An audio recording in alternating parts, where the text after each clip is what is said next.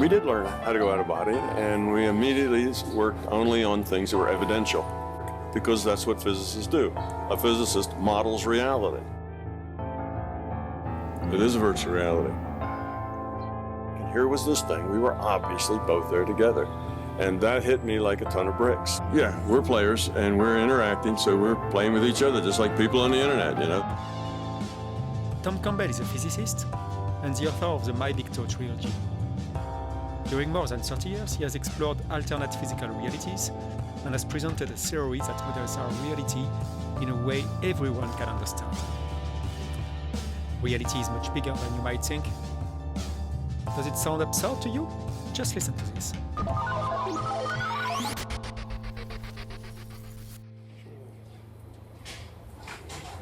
Well, I had just gotten out of graduate school where I did thesis work in experimental nuclear physics and took a job in technical intelligence. And my boss gave me a book, Journeys Out of the Body, which was written by Robert A. Monroe.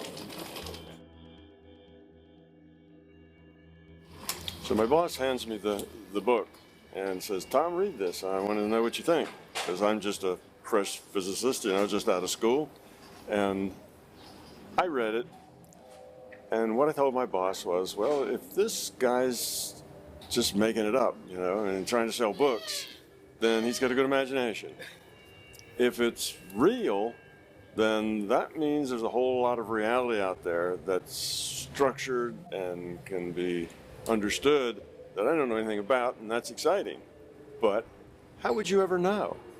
How do you know which one of those it is? Well, a couple of months went by, and it turns out that my boss and others found out where this Robert A. Monroe lived, and he wasn't that far away from where we worked, from where we lived. So a plan was made to go out and meet him. And I was anxious to go because I wanted to know, as I say in my book, was this guy nuts or what? So we go out there, and I met Bob Monroe, wealthy businessman. He was very straightforward. His personality was more like an engineer than anything else. He was to the point and very focused, intelligent, and he had had these out-of-body experiences. They scared him half to death. He tried not to have them, but he had them anyway. It wasn't something he wanted to do or tried to do. He was probably more like in his late 40s when it first happened to him. Yes. He didn't write the book until later, but he was probably in his late 40s when this happened, maybe early 50s. And he was very straightforward. He obviously had enough money that he didn't need to sell books. He had just built a lab to study consciousness because this happened to him. He knew it was real because he had worked with it, he had experimented with it, he had tested it, and he was able to convince himself it was real because he could interact with real things and make a difference, and get information that he could check. So personally, to him, there was no question it was real.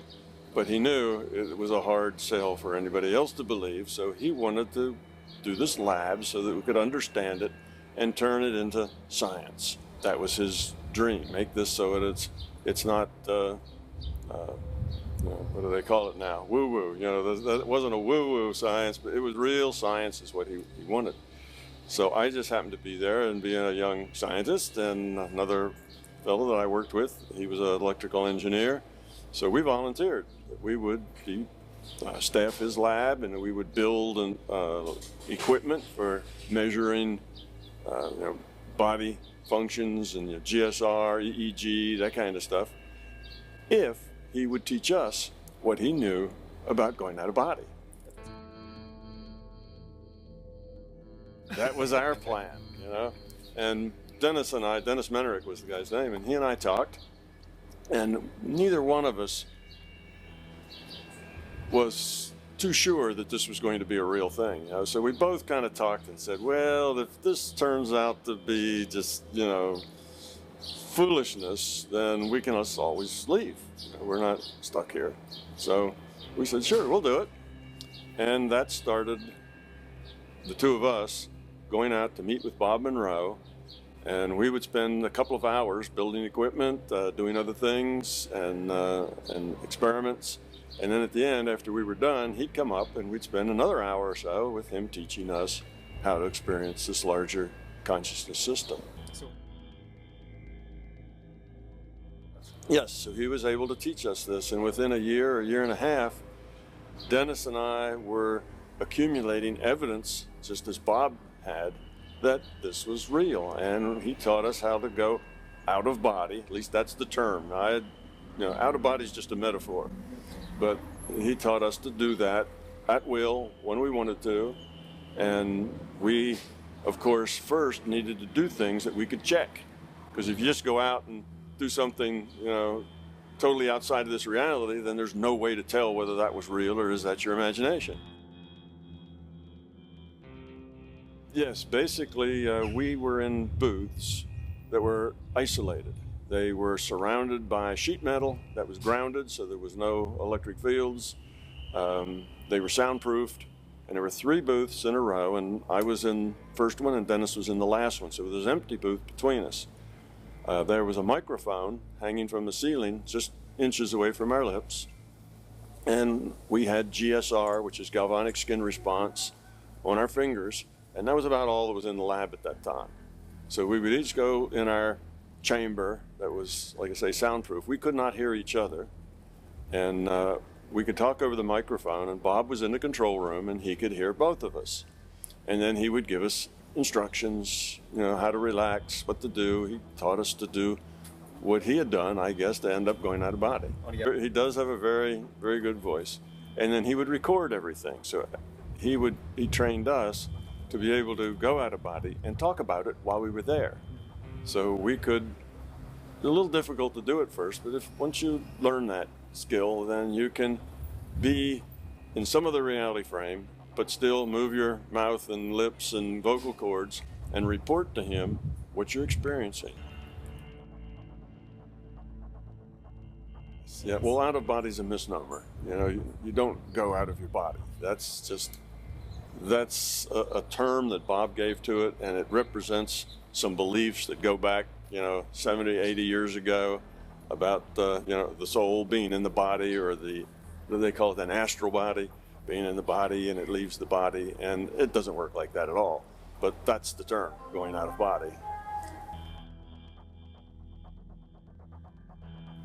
We did learn how to go out of body, and we immediately worked only on things that were evidential, which means basically remote viewing. We'd go places and we'd be given coordinates or some other sort of thing, and then we would say what was there, and then we check it to see what was there. We worked some on healing, some on reading numbers written in a blackboard in another room, of course written on the blackboard after we were in the booths. Bob could talk to each of us individually or both of us at once, so we were isolated completely, but Bob could hear us both. Yeah, those recordings still, you can find them on the web, on the internet. They're still there. The old, we were called Explorers, the old Explorer tapes, and they were taken on cheap cassette tapes. This is Robert Monroe speaking. The following is made up of material taken directly from the voice tracks of Explorer sessions held here at our research facility.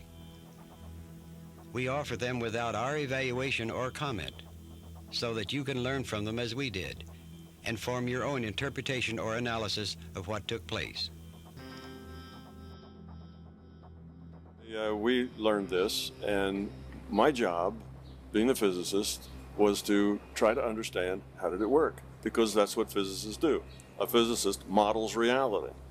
That's kind of the definition of physics, if you will. We look at reality, try to come up with models that explain how it works. So I was supposed to come up with models to explain how this worked, and I worked on that a real long time, because I quickly found out that I could get information that I shouldn't have under any normal means, and statistically, Dennis and I had done these things over and over again, to where we had one in 50,000 that what we were getting could just be good luck. That's called statistical significance. And it was very significant.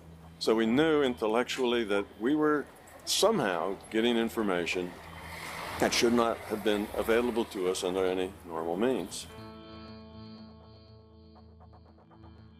But you still have an emotional problem with it. Both of us did. When somebody would ask us, well, you really going out of body? We'd say, well, I don't know. We're doing some really strange stuff. We're getting a lot of good data, but it was kind of hard to say yes, because that was such a dramatic thing for us. And we're both scientists, so it's like, it sounds like it, seems like it, probably.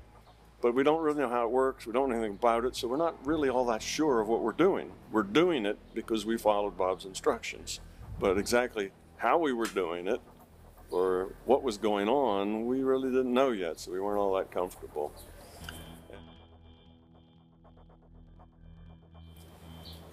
One experiment that Bob gave Dennis and I was to go out of body together.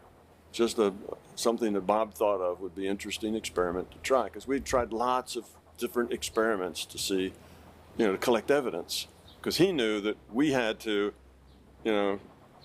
come to the realization that it was real on our own from our own experience. Just him telling us that wasn't sufficient.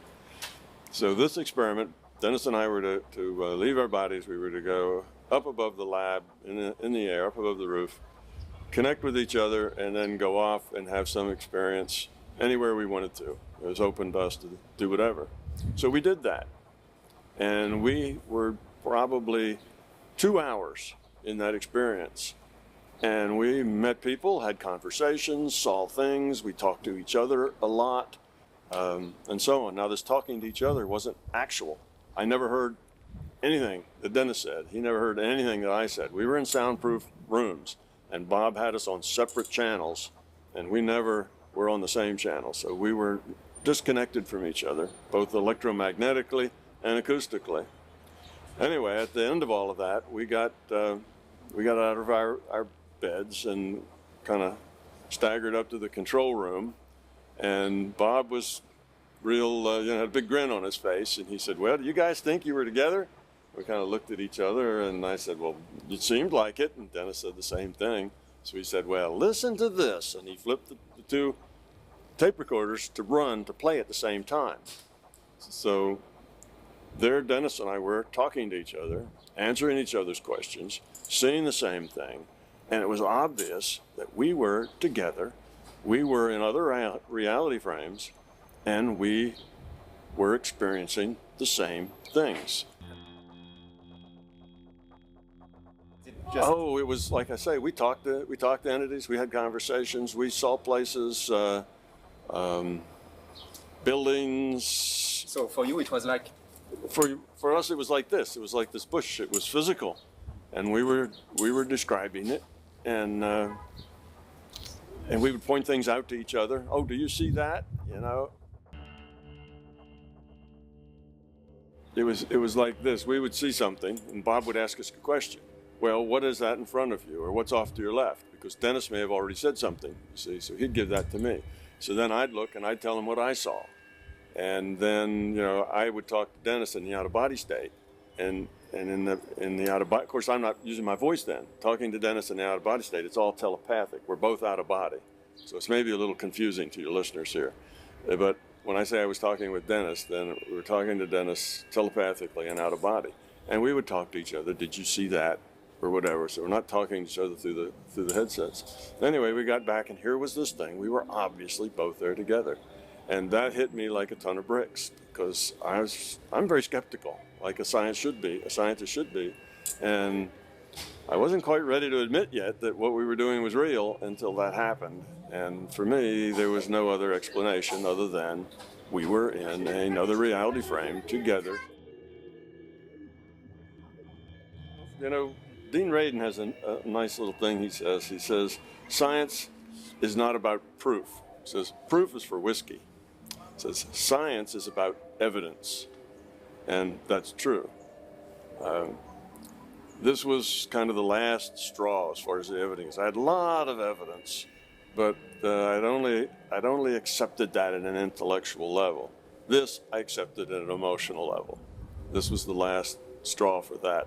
So there was no other explanation that, other than the fact that we were together in another reality, experiencing something, and we had done it together, so it couldn't be my hallucination, and his hallucination couldn't be interactive like that if we were hallucinating. You see, the only way that we could be interactive like that is if it were actual.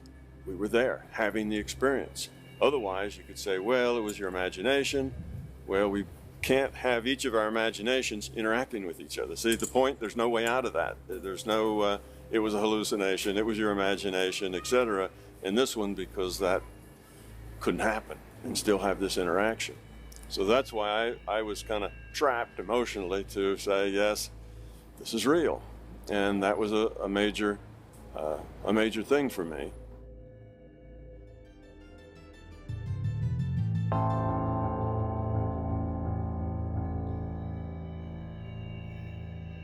After that, I didn't ask the question very much, is this real?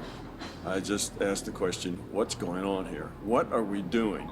Why are we experiencing this phenomena? And I spent the next probably 35 years trying to answer those questions. And eventually, I thought I understood it well enough and had a theory together that explained all the data points that I started writing books. And that's the My Big Toe trilogy of books. That was published in 2002, in February. And since then, of course, I've learned more. And one of the interesting things is that I wrote those books as an explanation of consciousness. It was a theory of consciousness, and that's what they were about. After I was done with them, had them published, they'd been out probably about a year or so, I realized that the very same concepts, the very same logic that explained consciousness also explained physics. And I didn't write them to explain physics, but they did. And then I realized, well, look at this. This logic explains the double slit experiment. This logic explains why speed of light is a constant. These are two big problems in physics. One of them, the double slit experiment, ends up with the conclusion that particles aren't really particles, really massive particles. They're probability distributions, because unless you consider them to be probability distributions, you can't calculate any right answers. But if you consider them to be probability distributions, then you can predict what these particles are going to do. But nobody had an idea why they should be probability distributions. With the speed of light, that's the basis of relativity. So the two big things in science had these problems of explanation in them. The probability distributions, totally unknown. We just know if we use it, it works. And in relativity, it was, why is the speed of light a constant? Everything else in our reality, it's the speed with which it moves is relative to the speed with which the platform that it's on moves. In other words, if you're in a car that's going 10 miles an hour and you reach out the window with a ball and throw it in the forward direction of the car 10 miles an hour, the ball is going 20 miles an hour because it's got 10 from the car and 10 from your throw. They're additive. Light isn't like that. It doesn't matter how fast the platform is where the light source is, light always travels the same velocity. Nothing else in the universe does that. And it's a big mystery. Why should that be that way? Well, I realized that my theory of consciousness explained both of those things. Then I started thinking a little more about it, and it explained lots of other scientific problems. We have a scientific problem with the universe is expanding. It's not only expanding, the expansion is accelerating. And the question is, well, if our universe is all the reality that there is, this universe is all reality, then what is it that we're expanding into? How do we expand into nothing? Where does all the extra space come from? What's manufacturing the extra space that fills up the bigger volume as it grows? And there's lots of these kinds of questions that can't be answered. And there's questions like, Where does mass, charge, space, time, spin, gravity, where do these things come from? These are all fundamental things in physics. And all of physics is based on understanding the interactions of them. But all of these fundamental things have no source. They have no causal connection. They have no causal chain. What makes mass? What makes charge? Well, we can break charge down. We can say an electron's charge comes from quarks. But what makes charge on quarks? You say, well, nobody knows. So the most fundamental things in physics have no causal chain. They just are. Same with the Big Bang. Where did that ball of plasma come from that went bang? And then evolution of the universe will tell you about how that plasma expanded, it cooled, suns formed, planets formed, and we end up with our solar system and us and so on, and it just evolved out of this universe. But where did that ball of plasma come from? Certainly didn't come from our universe, because our universe didn't exist. And why was that ball of plasma just sitting there with all that temperature and pressure, and how did it get there, and what was containing all of that? Because then at T equals 0, it explodes, bang, right? It expands because it's very high pressure, very high temperature. But how did it just get there and sit there and wait for T to be 0, you see? So we have all these problems in physics, all these paradoxes that just don't have answers. And this theory of consciousness answered every one of them logically, and with no added hard problems, no added assumptions. It's just two assumptions in it. Consciousness exists and evolution exists. Everything else is a logical derivation. So I was surprised. I'm a physicist. If I hadn't been a physicist, I wouldn't have noticed the connections. But I noticed the connections, and it surprised me. And then I started to think about more of it, things like tunneling, lots of these paradoxes in physics, and it could answer all of them. And then I started to realize that it answered other kinds of paradoxes too. Paradoxes in philosophy. Why are we here? What's the meaning of life? What's the point of this universe? Does it have a purpose? Do we have a purpose? Or is it all just random stuff and we just happen to be here and there is no purpose?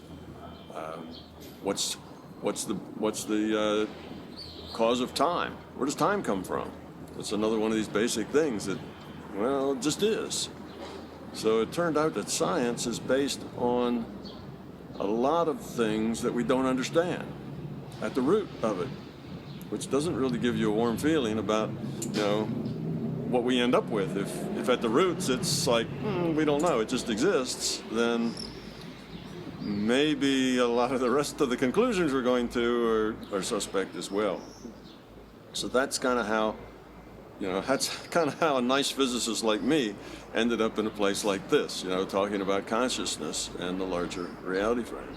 So I did get an understanding of it, and it does work, and it connects all the dots. As far as I know, I keep looking for dots that are disconnected, and every once in a while, somebody will point something out like that, and if I think about it a little bit, then I see how it just fits right into the theory. The nice thing is that it's simple. It's not that difficult. It takes a long time to derive all this logically. We'd need to talk for probably 8 or 10 hours for me to give you logical derivations of this. But once you get it, and that's only because it would take you that long to get through the paradigm shifts that are required. Once you get through the paradigm shifts, everything becomes simple. It's really easy. But major paradigm shifts are not easy.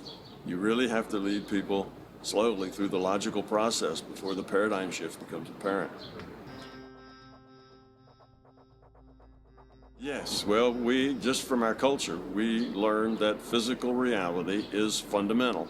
Everything else is derivative from physical reality. Nobody set us down and made us memorize that, but we all just get that that's the way it is, and it's very hard to think in any other terms. It turns out that reality is not, our physical reality is not fundamental. that our physical reality is virtual. And back in 2002, when these were published, myself and Dr. Edward Fredkin, another physicist, and a few other people were about the only ones that I could find anywhere on the internet that thought virtual reality was a good idea, was correct. That was just a little more than a decade ago. Today, virtual reality, and by that I mean that our universe is based on information. It's information-based. It's calculated. That means it's a simulation. That means it's a virtual reality. So that's what we mean by virtual reality. That it's a computed universe, and information is really at the base of it all. It's like a game. It's like World of Warcraft or The Sims. It's a virtual reality game. Well, if you have a game, you need to have a purpose. You don't just make a game for no reason.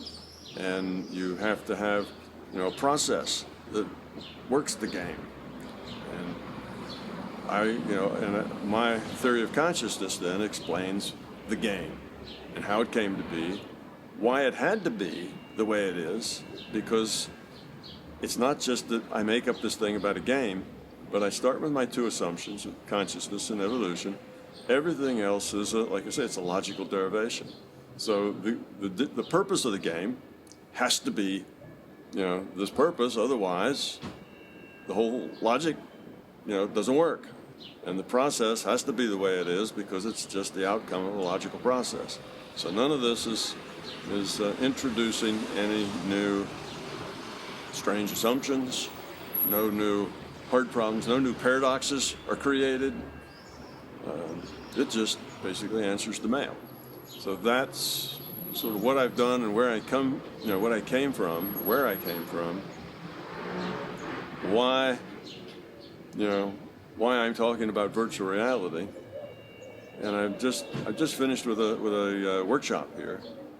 Had about 80 people in it, something like that. And most people come in with the idea, this is really weird, this is strange, but I'm interested. Because they're interested in the nature of reality and how reality works and what's their part in it and what they should do to play the game better. And usually by the time I get to the end, and I'm mainly telling them logical process, almost everybody gets it. So it's not that hard. You don't need a degree in science to get this. And that makes sense to me because if you really understand a fundamental solution, you should be able to explain it to anybody.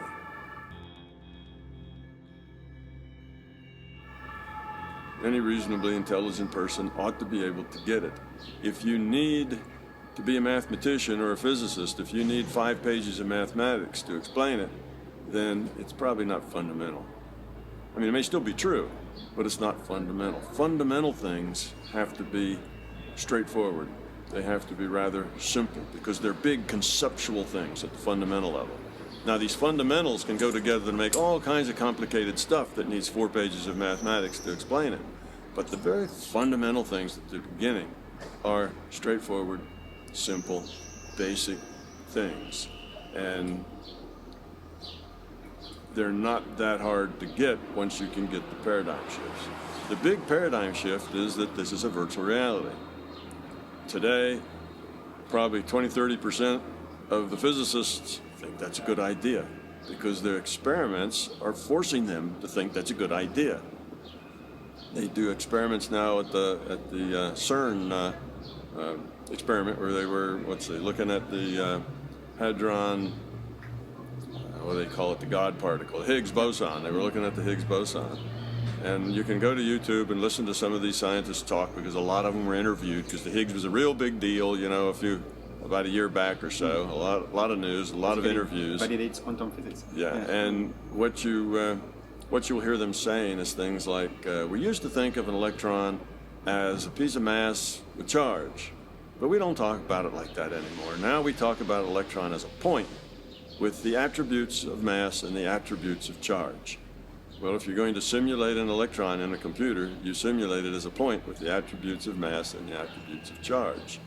They're having to approach physics as a virtual reality. It's based on information, attributes of information, not on a materialistic viewpoint of mass and space and so on. Space is a computation. And you find out, when you look at quantum mechanics, you realize that the fundamental thing at the root there that makes the difference, it's information.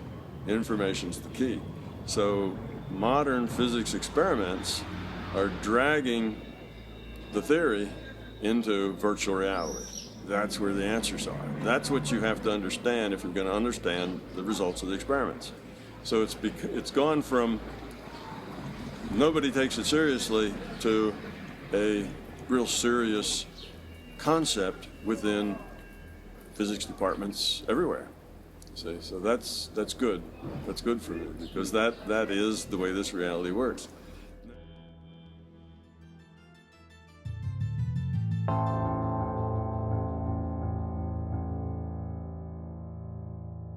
So, given that this is a virtual reality, let's start with that assumption just for this discussion, that it is a virtual reality. Then all virtual realities work in the same way, have the same structure. Now there are differences between them, but the fundamental structure of a virtual reality is this. And I'll use the World of Warcraft video game as a way to talk about it. In the World of Warcraft video game, there's two things that are important to notice. One is that there are three components. One component is the computer. There's a computer that's computing the virtual reality. The second component is the virtual reality itself. That's the computed reality, and that's on a hard drive. It's a dynamic reality, but it's just data, information on the hard drive. And then the third component is the player. Virtual reality requires a computer and a player. And in fact, the computer and player are the only two active parts. So the computer creates the virtual reality, and the player looks at the data. It sends that data to the player displays it and interprets it. And in this case, World of Warcraft, there's a bunch of pixels. The player looks at the pixels, interprets what that means, and then the player makes choices. The player decides to make its elf, run or stay or fight or whatever. The player sends those choices back to the computer. The computer implements them in the visuals that it's computing, so the elf runs or fights or whatever it's told to do, and sends that data back to the player to show him what has happened. The player makes more choices. So it's really an interchange of data between the player and the computer. The virtual reality itself is just information on a hard drive someplace that keeps getting updated, every so often. So the second thing to know about this is that both the computer and the player cannot be inside the virtual reality that's being computed. Okay, now what that means is that the elf in the World of Warcraft, the World of Warcraft map or world is his reality frame. That's the World of Warcraft reality frame. The computer cannot be inside that reality frame because a simulation cannot simulate itself. So the elf is never going to look around in the World of Warcraft reality frame and find the computer that's computing it. To the elf, the computer is non-physical. To the elf, the World of Warcraft map is physical. If the elf runs into a tree, he bounces off. He has to open doors and walk through them. He doesn't walk through walls, so he lives in a physical reality.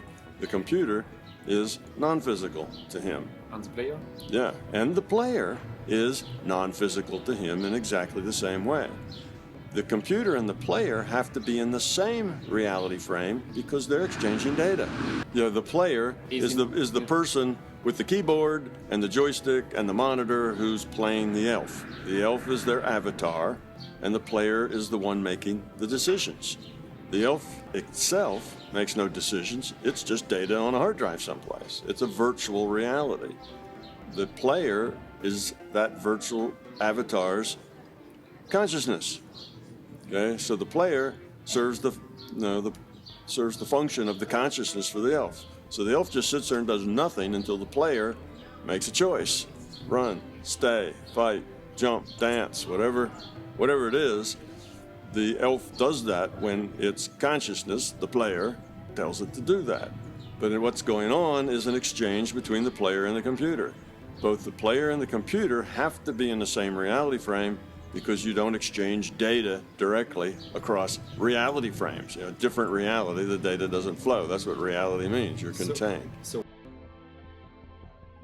Right. So you see, we just made the point that in any virtual reality, this is the way it has to be. This is not just World of Warcraft. This is a fundamental nature of a virtual reality, that within the reality, from the viewpoint from inside the reality, both the player, which is the consciousness controlling the avatar, and the computer are non-physical. They exist in some other reality frame, and that other reality frame is the same for both. They both exist in this other reality frame. Now, the other thing is that consciousness is information. That might strike people as strange, but if you think about it, what are you conscious of? What is your consciousness? It's your awareness. How do you have awareness? You get data from your senses. You get auditory data, you get visual data, you get smell data, you get touch data, you get all this data from your senses, and you take that data and interpret it to be something, just like the player interprets all the pixels on this flat screen in front of him to be that reality. We take all that data from our senses and interpret it to be this physical reality. We. Now we have to define, who is this we?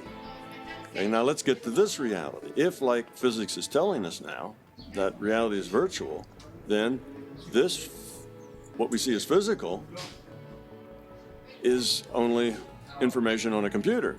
That's what they're saying. It seems to be information-based, and that our consciousness is in another reality frame other than this one. And the computer is also in that same reality frame that's other than this one.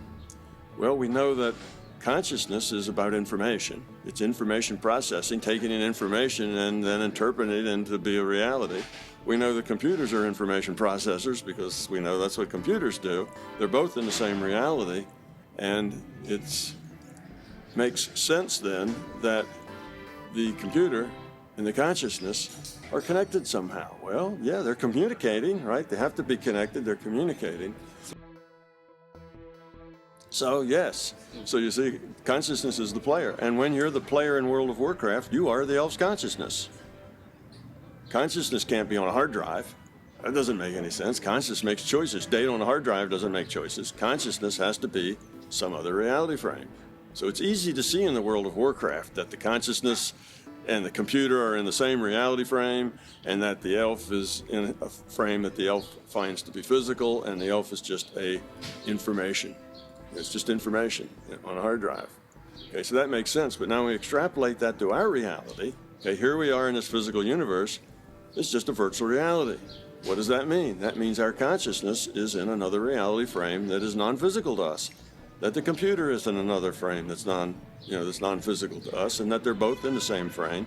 They're both information processors. So we think then that this other reality frame is what I call the larger consciousness system. It's a digital information system, and part of that digital information system serves as the computer. Another part of that digital information system serves as the consciousness. Okay? So the player.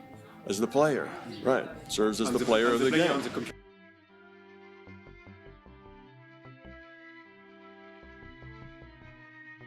Sure. And this larger consciousness system, as it evolved, well, maybe I can say this quickly. Evolution of an information system is based on lowering entropy. Information, well, let's say this. If there's no information, it means all the bits are random. Okay, that's no information. If some of your bits are structured, in a pattern, in a design, to mean something. Now you have information. So information structures is structure as opposed to randomness. If that structure goes away and there's nothing but randomness, the information's gone away. So an information system evolves, creates more useful, more significant information. That's how you evolve as an information system, by lowering its entropy, changing random bits into structured, meaningful, significant bits. So we have this larger consciousness system, and what it's trying to do is evolve. And the way it evolves is much like the way our biology evolved. It evolved through experience. Well, if it's just a monolithic thing, experience is very limited. So just as our biology did, it broke itself into pieces, like we had one cell and then we had multiple celled things, multiple celled animals of some sort, creatures, and the same here. So this conscious system evolves, broke itself into pieces so that these pieces could interact with each other. Well, breaking into pieces provides a lot of novelty, a lot of interaction, a lot of new ways of interacting, because now it's various pieces, each with free will, interacting with other pieces, and it's really hard to tell how that's going to get out because they're all have free will. Okay, so that's us. We are these individual units of consciousness, not our bodies, our consciousness. Our consciousness is in this non-physical reality with this non-physical computer, all of which we call consciousness, and this body and this bush and everything here in this physical universe of ours is virtual. It's a virtual reality. That's what the experiments in physics are telling us. It's based on information. It's not what we thought it was. It's information based. So here we are now. We're not the fundamental reality. We're just a virtual reality. And who are we? We the body? No, see, that's wrong. We the consciousness. We're the consciousness. And we're getting data over a data stream from a computer, and we interpret it as this reality. So then that's kind of in a nutshell what my theory says.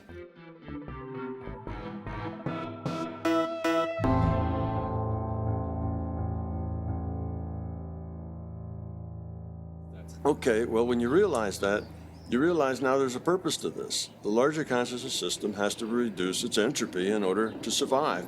So if you don't work at reducing entropy, entropy just increases. To reduce entropy, you have to keep making an effort to reduce entropy. So the system has to continue to evolve and reduce entropy. So it breaks apart to have all these pieces to give it novelty. So now we have purpose. Well, what's our purpose? Our purpose here is to reduce entropy. Well, what does that mean? In a social system where you have interacting entities and their job is to reduce entropy, it turns out that they do that most effectively in their social interaction with cooperation, with caring, you see? And I call that, I had that under love. Okay, caring and cooperation, I guess, are two of the main ideas. On the opposite end or the way that they could interact would be fear. Fear is the opposite of love. And if you had a social system and all of the pieces were interacting with fear, that would raise entropy. With fear, there's no trust. With fear, it's all about me. It's me against everybody else. What can I get? And then how can I keep it? And then I have trouble keeping it in this kind of law of the jungle world. So me and others will get together to form a little mutual defense pact so that we can keep our stuff and we won't steal each other's.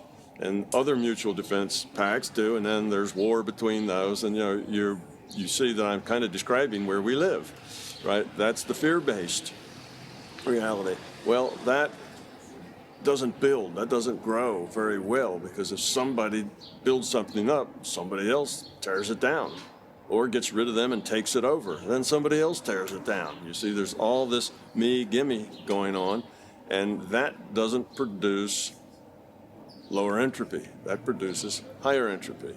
Cooperation. How can we help? How can we work together to produce something that optimizes a social system's interactions? Okay. So our purpose then becomes to become love, to become cooperative, to become caring, make it about other more than about self.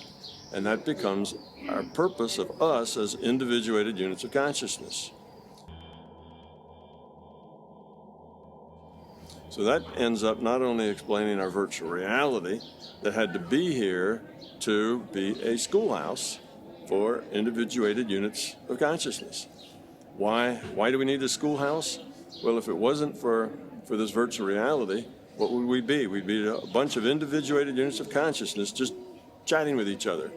Think of a chat room with, 7.5 billion people in the chat room, no rules, just a chat room. And we're supposed to take those choices that we make in this chat room and grow up from them. Well, there's no traction. How can you grow up when you have no idea whether anybody's telling you the truth, whether the effect of the information you send, they don't know the effect of the information you receive. There's just no traction, no feedback in the system. Well, the way you get feedback is by making rules. Make the system such that there's constraints in the system and how people have to deal with the constraints, and make it a multiplayer game so that they interact with each other and have to deal with the constraints of each other and with the stuff. So the more rules, the tighter rules you make, then the more physical it looks like. So we're in a rule set that's pretty tight. It's called our physics. That's the rule set. And we can only interact here according to our rule set. I can't jump 100 feet in the air because the rule set doesn't support it. See, it's that sort of thing. So we have to abide by our physics. So our bodies, our physical systems, are avatars, just information on a hard drive. Our consciousness is non-physical to us, but it's a more fundamental reality than this reality. See, we're not in the fundamental reality, we're in a computed reality. Our consciousness is the fundamental reality. We're here so that we can make choices, because by the choices we make, we either increase entropy or decrease entropy. If we're going to evolve our consciousness, and I call that evolve the quality of our consciousness, we need to decrease entropy. That's what the system does. That's how the system stays alive. That's how it lowers its entropy. So we've got a job to do, and it's to become love. Now, how does one go about that? So I'm kind of quickly going through the parts of the theory, but how does one do that? Well, one finds out that if you're in a reality game like this one, and you're in this schoolhouse, we could call it a entropy reduction trainer, sort of like a flight trainer that the pilots get into. This is an entropy reduction trainer. And if you are increasing entropy, you're going the wrong direction. You're creating a problem rather than part of the solution. And when you do that, things just don't work out very well. If you're in the world of Warcraft and you just don't play the game right, you do things that are all counterproductive, you just don't get anywhere. You see, the game is made for a reason. So we have fear. Fear creates two other things. It creates ego. I want, I need, and it creates beliefs.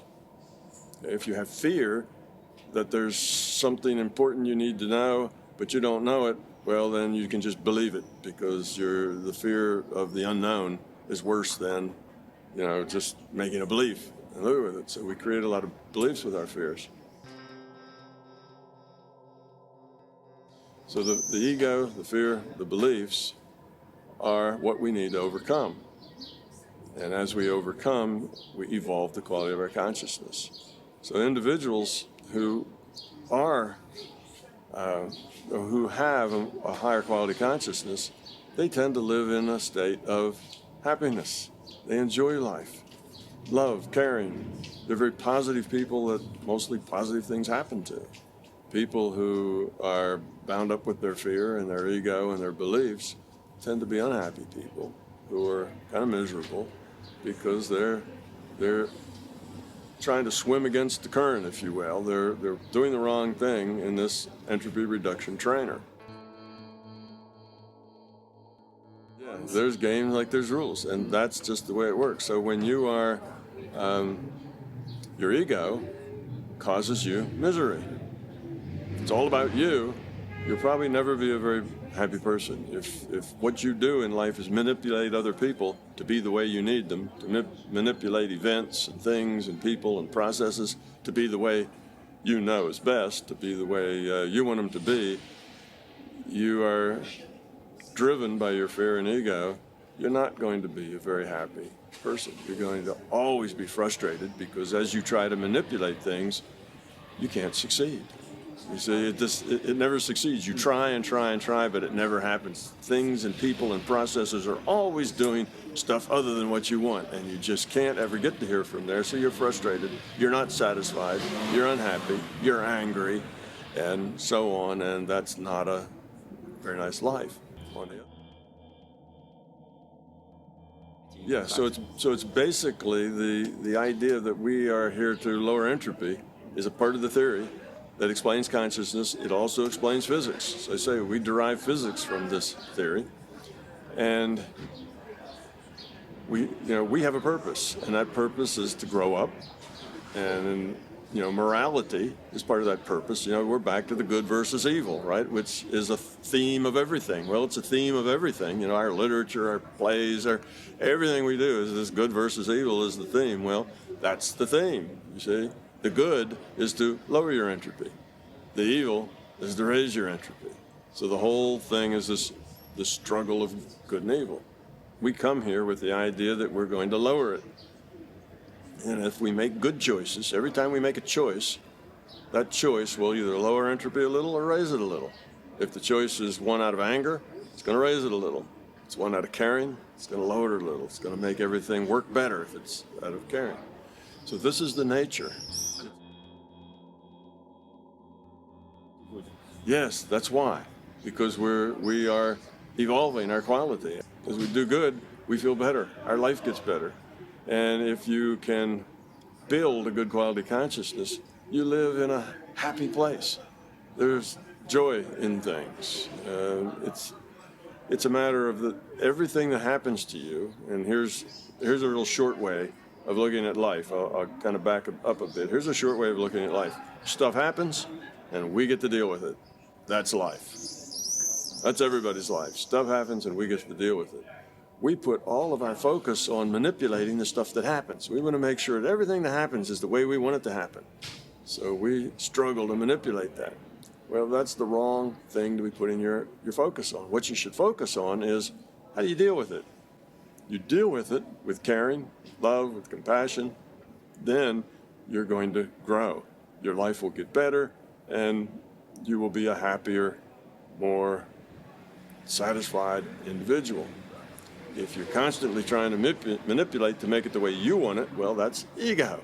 And why are you doing that? Because you fear it being some way other than the way you want it. You see, so that's the fear and the ego, or you believe that it needs to be that way. It's a belief. It must be that way for some reason. So that's the nature of our reality. That's why we're here. That's our purpose. That's what makes us happy or miserable. We make all of our own misery. And one of the points in this reality, and I won't try to derive it, there's not time for that, but there's feedback. A good schoolhouse has to give the students feedback. And one of the instruments of feedback is that we get to modify future probability. Future's not a done deal. We have free will, but there is a probability of things that can happen in the future, and we get to modify that probability with our intent. So intent modifies future probability. The system calculates future probability based on past actions and what's possible. So it looks at all the things that are possible and what the probability of them happening is. Now, every time we increment this simulation one time unit, 1 delta t, some things we'll have to recalculate because free will choices are made, and what's probable and what's possible might change from time to time. So that's an ongoing, changing, volatile field out there, but it's there anyway. That gives the system some ability to anticipate what's happening next, so it can get ready, and it gives us feedback. There's also this past database, which is as time goes on, that probable future turns into the past. And it's everything that could have happened and the probability that it might have, plus our history thread, which is what we did, what we actually did. Okay, so we have this future probability database. We can change the probability of what's to happen next. Now, it doesn't mean that we can make it be whatever we want. We can just modify it. We can change it. So perhaps if it was 1,000,000 to 1 and we try really, really hard, we can get it down to 1,001. Huge change, but still not likely to happen, you see. So you can't just get what you want, but you can change things. And where there is uncertainty, you can make the changes. Where there's little uncertainty, there's not much room for change, because you can only change things within the natural uncertainty of the problem. Okay, so this explains a whole lot of things. It explains things like the placebo effect. Why does the placebo effect work? Well, it's because usually it's with medicine. That's because a doctor tells somebody that they've got this wonderful medicine and it's bound to make them well. Well, that's a very positive intent. They feel good about that. I got this great medicine, I'm going to get better. That positive intent actually helps them get better. Not just think that they're going to get better or just think they feel better when they really aren't any better, but actually makes them heal better. That's a placebo effect. Well, that's intent modifying future probability. And this happens to all of us. One of the outcomes of this is that this world we live in is really, in many ways, created by us. Because what we get is what our intentions are. Because we're nudging or helping things to come into the reality, the future to come into to our reality in the present based on our intents. So if you look around at the world and you see, gosh, what an awful place. There's wars, everybody's fighting, people are trying to take advantage, there's greed, everybody's ripping off everybody else, and you look at this, that's us. That is an accurate description of the average level of entropy or consciousness quality amongst human beings. So that's us. And when we get better, all that will get better. And if we don't get better, that won't get better. So to try to make it better here, what you should do is work on yourself. You can't change anybody but yourself. So we can go out and take that government office or take that dictator or take that monetary system or whatever that we think is the problem and change it. But if we, the people, don't change the quality of our consciousness, in a very short time it'll go back just to the way it was. It's going to be abusive again. It doesn't matter. Sure, you put somebody in there who's a wonderful person, but that wonderful person doesn't live forever. And normal people eventually come and whatever, and it's going to get just the way it was. So trying to fix it from the outside. Let's go fix the outside. Let's go fix the politicians. Let's go fix, our neighbors or people who aren't nice. Let's go fix them. It doesn't work. All that works is if we fix ourselves. It's the only person that we can fix. And if we do that, that's our maximum contribution to fixing it all. Now, it doesn't mean that you should sit back and not take part in things. Sure, go out and protest, carry your sign, make a lot of noise, because that's educational. And as long as that's educational to help other people see a bigger picture, well, then that'll help move us to change. So yes, get involved, but you have to realize that the point here is education. Not burning something down, not, executing the bad guys, not replacing the president or whatever. That's not the key. The key is to educate people so that they see the bigger picture. And as they grow up, our institutions, governments, economic systems, they will get kinder and gentler as we get kinder and gentler. And they will not get kinder and gentler if we don't get kinder and gentler. So it's up to us, you see. And like I say, your maximum contribution is to get yourself improved to a higher quality consciousness. So that's kind of the big picture with physics and where I started. And basically virtual reality is the key to this idea. It answers all the mail, and I mean by that it runs, it connects all the dots in science, in philosophy. The Buddha said that this is all illusion. Maya, it's just illusion. Well, this is a virtual reality. Buddha was pretty close to being right on then. We've probably heard the expression that, love is the answer. It's all about love and caring and other people. Well, that's true. That's what it is. We hear things like, we're all one. Well, yes, this is a larger consciousness system, and we are all connected, and we're all netted. So we can communicate to each other through this consciousness net, if you will. That's where the Jungian archetypes come from, our inner communication with everybody. So a culture, the people that all identify with that culture, they're all connected in a way with their consciousness. You see, so that's how you learn through your culture that this reality is just physical. Well, it's not true, but it's a cultural belief. So you just get it. You get it out of the air. Nobody explains it to you. It's just there. It's part of your consciousness.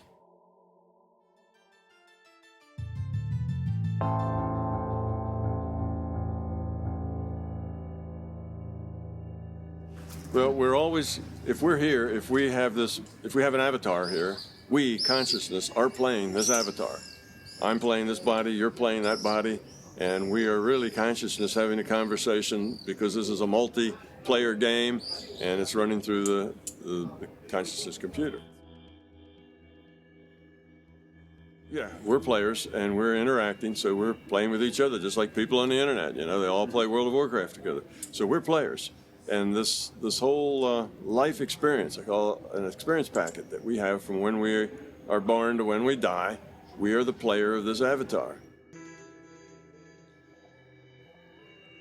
When we die, consciousness doesn't die any more than the player playing World of Warcraft dies. When the elf dies, well, the elf, what do they do in World of Warcraft? They run back to the graveyard or something and get its stuff, go back and get back in the game.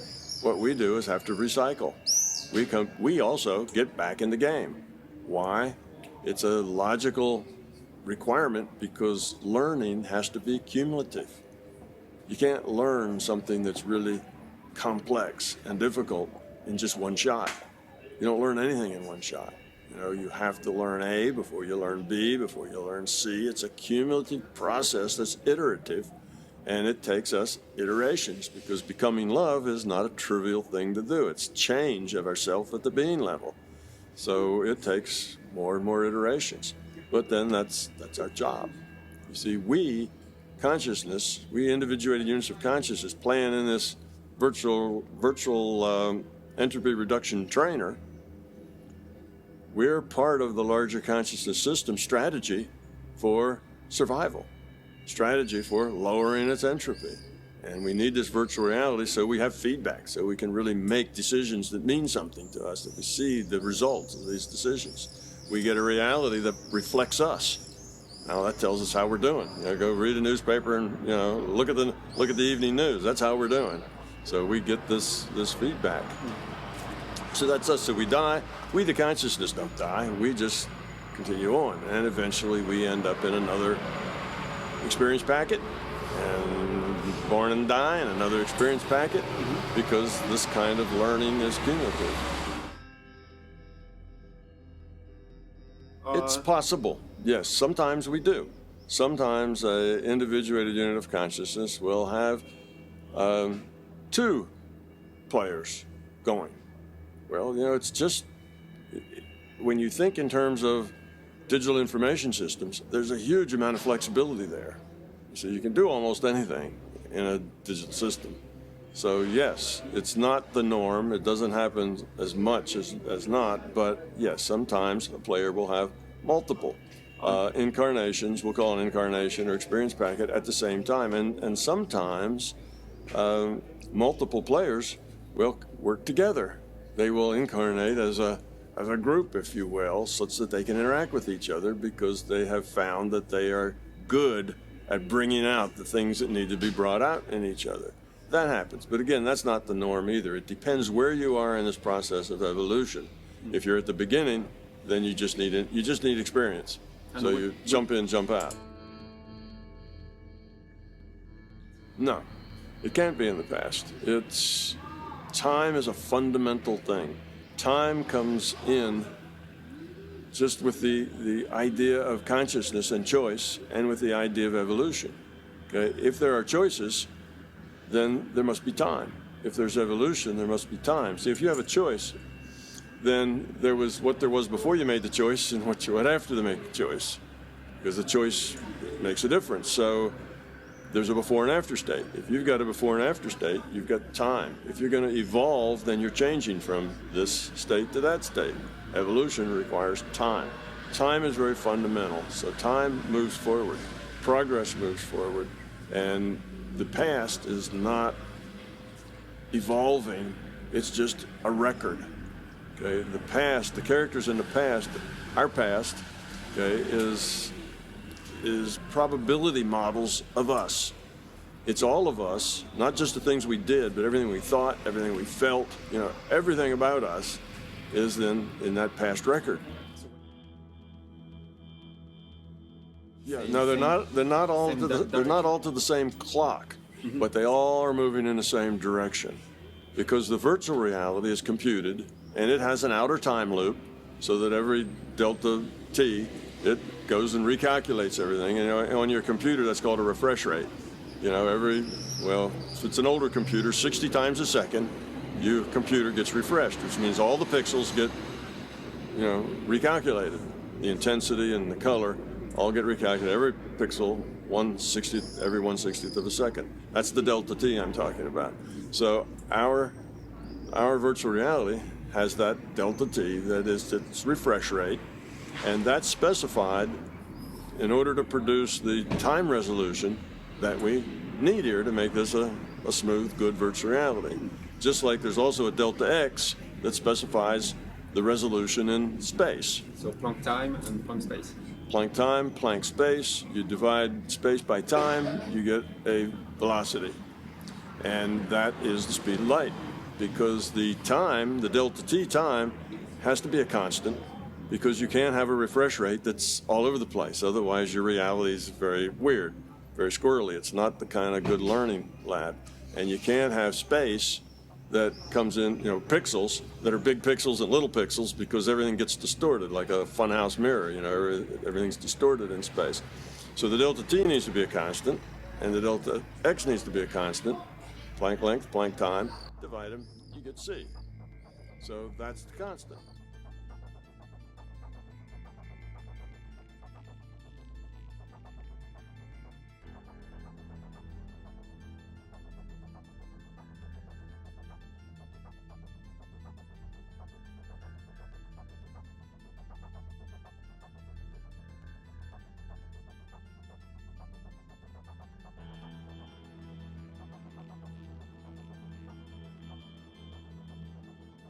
That's why C is the constant. Now, I just used the Planck length, Planck time just because they're there, and physics says that they are about the point where space becomes granular. Space becomes granular at about Planck length, and the time becomes granular at about Planck time.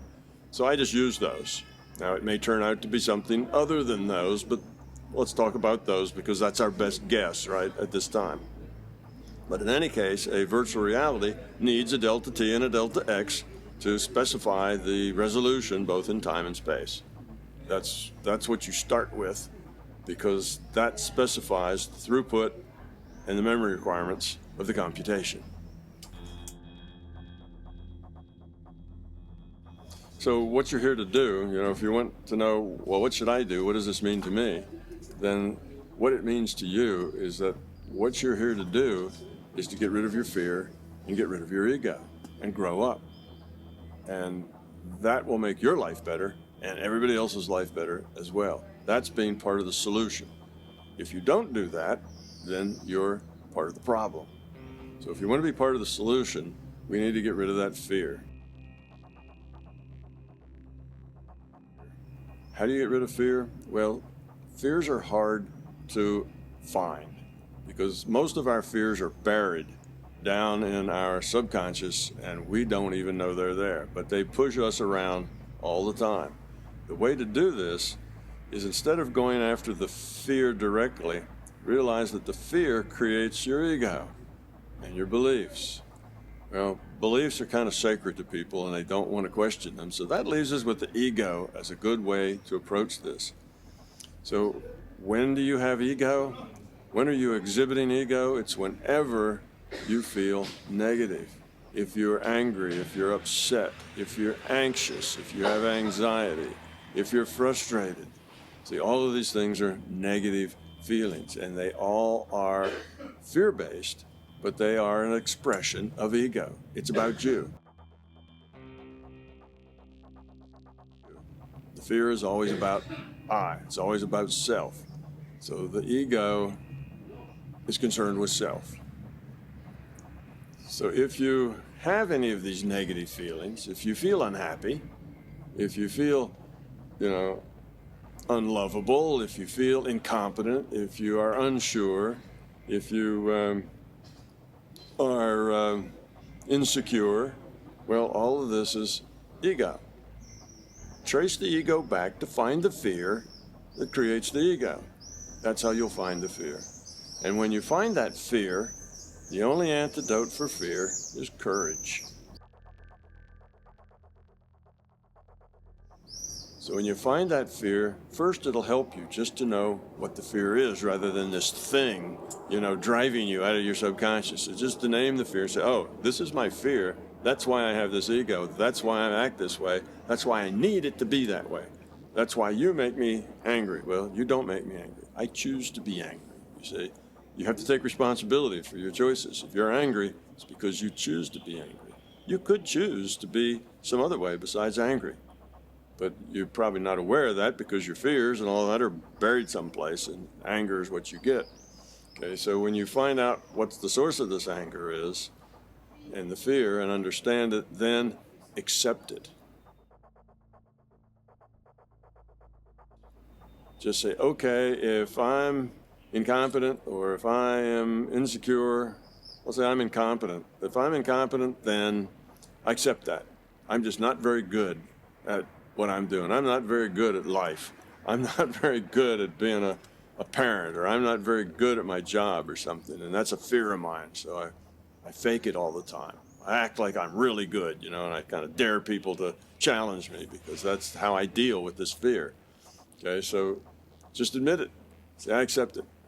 I'm just not that competent, but I'm going to go and do the best I can anyway, and as maybe I can learn to be more competent. Because once you admit the fear, then it's easy to become more competent. As long as you're in denial that that's a problem, it's impossible to become more competent. So then you work on that. But once you accept it, you've basically pulled its teeth. It can't bite you anymore because you accept it. Okay, that's the way I am. So now you don't have to hide it. You don't have to run from it. You don't have to deny it. You've accepted it. Now you can deal with it. You see, instead of be bullied by it and pushed around by it, you can deal with it. And you deal with it by just letting it go. And what you'll find out is that it's a paper tiger. There wasn't any teeth in that mouth anyway. And you really weren't all that incompetent. You just had this fear of being incompetent. Why? I don't know. When you were 6 years old, maybe everybody kept telling you everything you did was wrong. And you just got this feeling, you see, that you were incompetent. So you carry that fear around with you. So you find out it's a paper tiger with no teeth. And then the load comes off and you feel so much better. And now it's much easier for you to grow your competence because you're no longer struggling with this fear. So that's kind of the way it works. So that's how to do it. Find the ego. Find all those times when you feel negative. Trace it back to the fear. Accept the fear and let it go. Have the courage. Here's where the courage comes in. You have to have the courage to accept that fear and then go on anyway. And that takes a lot of courage. It's easy to say, it's harder to do. But if you do that, you'll find those fears will just melt away. And don't try to work on them all at once. Just one at a time is good enough. It's interesting. I typically run into mostly young men more than young women who tell me, I don't have any ego and I don't have any fear. And I tell them, well, do you ever have any negative feelings? You ever get angry, upset, think you're being abused, or, you know, saying it right? And they go, oh yeah, I got plenty of that. You know, so I say, well, follow that and see if you can't find the fear. And then I hear back from them about 3 months later, and it's like, oh my God, I found out that everything I do is based on ego and fear. I'm totally controlled by my ego and fear. And if you look at it, that will be what most people will find out. They're totally controlled by their ego and by their fear and by their beliefs. But we are here to learn. Yeah, we're here to learn, and just pick one, pick a small one, and work on it, get rid of it, then pick the next one. This is a lifetime job. This is not something that you should figure you're going to get done in a week. This is something you get partially done in a lifetime. So we just work on it. That's the thing. And it doesn't matter whether you're doing it exactly right. Am I approaching this right? You know, is this what's going on? Just do it. Just do it and follow your intuition, and you'll see the result. And the result will be that you will be a much happier, you will be a more joyful person, and so will everybody else that interacts with you, because as you grow up, you help other people feel better as well. So that's like, you know, what should I tell people about, you know, what they can do to change themselves, which will eventually change the world.